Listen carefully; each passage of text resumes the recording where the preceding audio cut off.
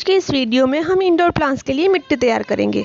मैं आपको एक चीज़ बताना चाहती हूँ, जैसे कि हम लिविंग थिंग्स है वैसे ही प्लांट्स भी लिविंग थिंग्स होते हैं। सो हमें जैसे रहने के लिए कंफर्टेबल स्पेस चाहिए, वैसे ही प्लांट्स को भी कंफर्टेबल स्पेस चाहिए, कंफर्टेबल इन्वायरमेंट चाहिए। पर कभी कभार ये होता है कि हम सिर्फ प्लांट की सन रिक्वायरमेंट के बारे में, उसके कंपोस्ट के बारे में, उसकी वाटर के बारे में बात करते हैं, बट हम टोटली सॉइल को अवॉइड करते हैं, जो कि बहुत ही इम्पोर्टेंट थिंग है। और जो बिगिनर्स होते हैं उसके साथ ये चीज़ काफ़ी बार होती है, जैसे कि वो कहीं से भी मिट्टी लेके आते हैं और उसमें नर्सरी से लाए पौधे को लगा देते हैं। फिर होता ये है कि वो पौधा ख़राब हो जाता है या तो बिल्कुल ही मर जाता है। सो मिट्टी एक ऐसी चीज़ है जो अगर आप प्लांट के हिसाब से सही से नहीं बनाएंगे तो आपका पौधा कभी भी आगे अच्छे से नहीं, आप उसकी सारी रिक्वायरमेंट्स को पूरा करेंगे फिर भी आपका पौधा नहीं चलेगा। सो हम बेसिक थिंग्स जो होती है वो है सॉइल मिक्सचर, जो आज हम स्पेशली इंडोर प्लांट्स के लिए बनाने जा रहे हैं, तो अंत तक ज़रूर से बने रहें।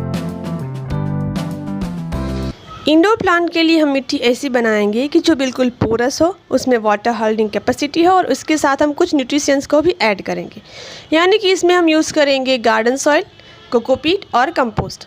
गार्डन सॉइल जो होता है उसमें कुछ मैट्रिक्स होते हैं जिसमें होल्डिंग कैपेसिटी होती है, यानी कि वो प्लांट्स को जकड़े रखता है। इसके साथ इसमें कुछ न्यूट्रिशंस भी होते हैं। और दूसरी चीज़ हम जो कोकोपीट यूज़ करेंगे उसमें वाटर होल्डिंग कैपेसिटी होती है। कोकोपीट ऑर्गेनिक कंपोनेंट है और वो एंटी फंगस प्रॉपर्टीज़ उसमें रहती है। इसके अलावा हम कुछ इसमें न्यूट्रिशंस ऐड करेंगे, यानी कि हम कंपोस्ट का यूज़ करेंगे जो रूट्स के द्वारा पूरे प्लांट को मिलता रहेगा, यानी कि रूट से ही न्यूट्रिशंस प्लांट की ब्रांचेस को, फ्लावर्स को, फ्रूट्स को मिलेगा। इस हिसाब से हम तीनों चीज़ों का यूज़ करेंगे।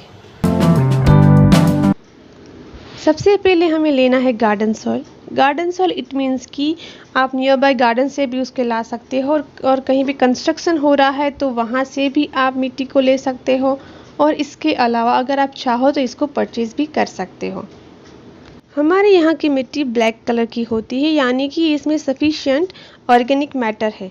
बट साउथ इंडिया में रेड कलर की होती है, यानी कि इसमें आयरन की मात्रा ज़्यादा है। महाराष्ट्र में ब्लैक कलर की होती है और हरियाणा में मैंने नोटिस किया हुआ है कि वहाँ की मिट्टी ग्रे कलर होती है, यानी कि उसमें ऑर्गेनिक मैटर इतना ज़्यादा नहीं होता है। आपके यहाँ की मिट्टी इस कलर से मैच नहीं करती है तो इट इज़ टोटली ओके, क्योंकि हर एक जगह की मिट्टी अलग अलग कलर की होती है। सो कोई भी मिट्टी आप लोगे तो चलेगा। पर आपके यहाँ की मिट्टी एकदम से चिकनी है तो उसके अंदर आपको इक्वल अमाउंट में सैंड ऐड करना पड़ेगा। हम दूसरी चीज़ जो यूज़ करेंगे वो है कोकोपीट। एक्चुअली कोकोपीट के अंदर कोई भी न्यूट्रिशंस वैल्यू नहीं होती है, बट ये ऑर्गेनिक मैटर है जो सॉइल के अंदर ऐड करने से वो सॉइल में पानी को होल्ड रखता है, यानी कि वो सॉइल को बहुत जल्दी से सूखने नहीं देता है और वो इंडोर प्लांट के लिए बहुत अच्छा है। इससे हमें बारी बारी प्लांट में वाटरिंग नहीं करना पड़ेगा। बाज़ार में कोकोपीट का बल्क मिलता है, आप उसको ऑनलाइन भी परचेज़ कर सकते हो, बट हमारे यहाँ पे अभी यही कोकोपीट मिल रहा है तो मैं इसका यूज़ करती हूँ। इसके अलावा अगर आप कोकोपीट घर पे बनाना चाहते हो तो बहुत आसानी से बना सकते हो। उसके ऊपर मेरी वीडियो भी बनाई हुई है जो आपको अंत में शो होगी। ये हो गया हमारा सॉलिड यूनिवर्सल सॉइल मिक्सचर।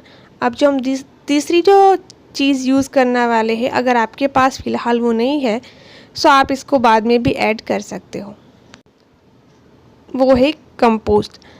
मैं जनरली वर्मी कंपोस्ट का यूज़ करती हूँ। अगर आप चाहो तो काउडंग कंपोस्ट, वेजिटेबल पिल कंपोस्ट किसी का भी यूज़ कर सकते हो, बट ये मैं घर पे बनाती हूँ सो मैं इसी का ही यूज़ करती हूँ।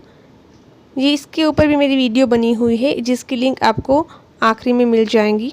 आप कोई भी सॉइल मिक्सचर बनाते हो तो उसमें आपको कंपोस्ट थोड़ी मात्रा में ऐड करना ज़रूरी होता है, चाहे आप बाद में भी ऐड करोगे तो चलेगा, क्योंकि कंपोस्ट ही जो होता है जो प्लांट को सफिशिएंट वो एनर्जी प्रोवाइड करता है। क्योंकि सॉइल होती है उसमें थोड़ी बहुत एनर्जी उसको मिलती है जो सॉइल में ऑर्गेनिक मैटर्स रहता है उसमें से। उसके अलावा उसको फ्लावरिंग करने के लिए, फ्रूटिंग करने के लिए या तो पत्तियों की फॉलिएज बढ़ाने के लिए कंपोस्ट उसके लिए ज़रूरी कंपोनेंट होता है।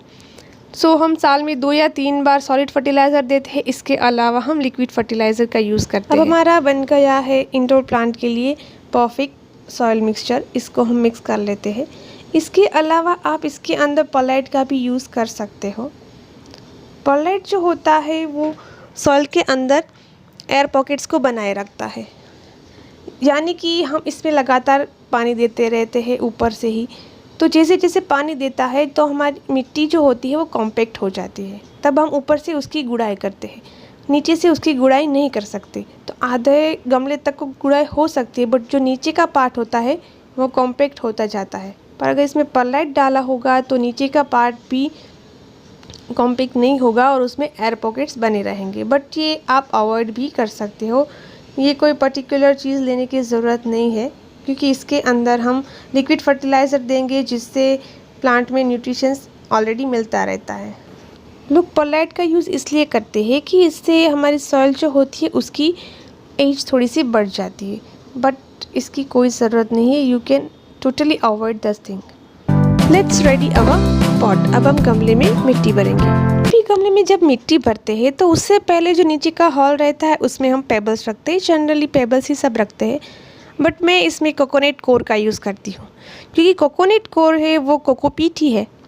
सो उसमें पानी हॉल रहेगा, तो कभी कभार अगर पानी नीचे रूट्स तक नहीं पहुँचा होगा तो वहाँ पे पानी हॉल रहने की वजह से रूट्स को भी पानी अच्छे से मिल सकेगा।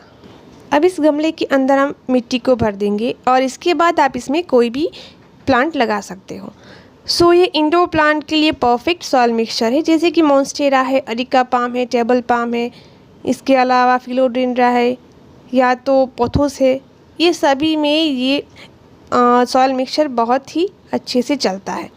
पर अगर आपके पास स्नेक प्लांट है या तो कोई दूसरा ऐसा प्लांट है जिसके अंदर पानी कम चाहिए होगा, तो इसमें आपको कोकोपीट है उसकी मात्रा थोड़ी सी कम कर देनी है, और इसके अलावा इतना ज़्यादा कंपोस्ट भी देने की ज़रूरत नहीं है। मैं इसके ऊपर अलग सेपरेट से वीडियो बनाऊंगी कि सकलेंट प्लांट के लिए हमें मिट्टी कैसे तैयार करनी है। सकलेंट प्लांट के लिए थोड़ी अलग सी मिट्टी होती है, ये वाली मिट्टी उसमें नहीं चलती है। सो आपको मेरा आज का वीडियो कैसा लगा मुझे कमेंट बॉक्स में ज़रूर से कमेंट करके बताएं।